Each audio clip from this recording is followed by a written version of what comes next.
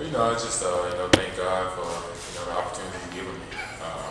After the 49ers game, you hear it, you listen to a lot of things. You'll be the worst thing since 1900s. But you gotta understand it's a 16-game season.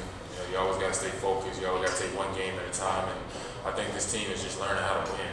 I feel like we're learning how to come together as a team and be a unit. And it's not always gonna be pretty. The first half, we move the ball, we weren't able to get touchdowns. And sometimes it'll be that way. But we would like to correct and get more touchdowns. In the second half, the defense did an outstanding job of presenting us with a shorter field, and I think we did a good job of getting the ball in. Did you at any time tell during the course of the week, talk to Darius and sort of relay that, hey, Lewis is here, we'll be coming your way, let's have a game?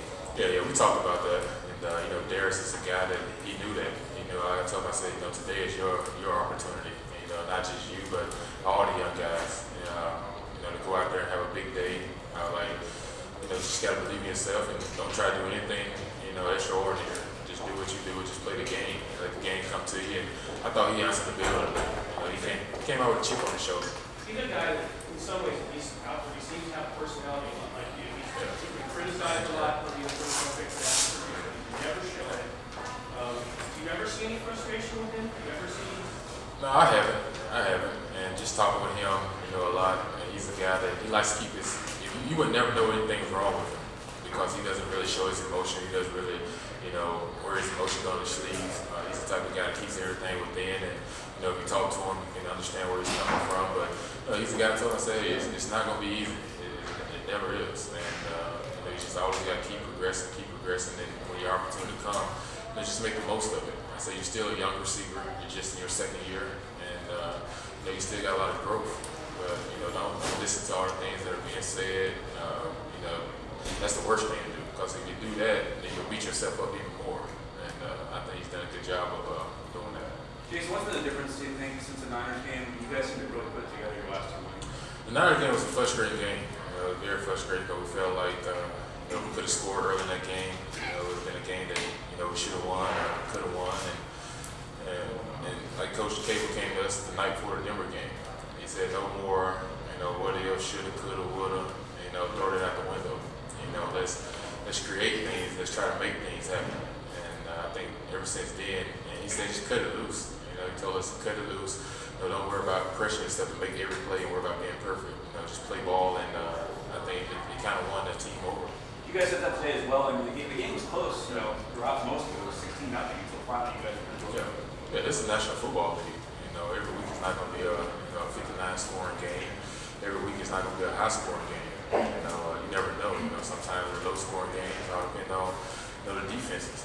Sometimes defenses create things differently. They cause problems. And if you look at our defense, the way they fought today, we caused a lot of problems for Seattle's offense. And we knew that going to the game. And Matt Hasselbeck is a rhythm guy. If you let him get on rhythm, it can be a long day. But they did a good job of disrupting their offense.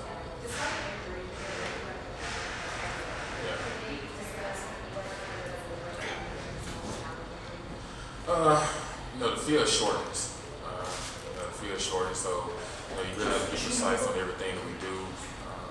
It's not like you can go downfield.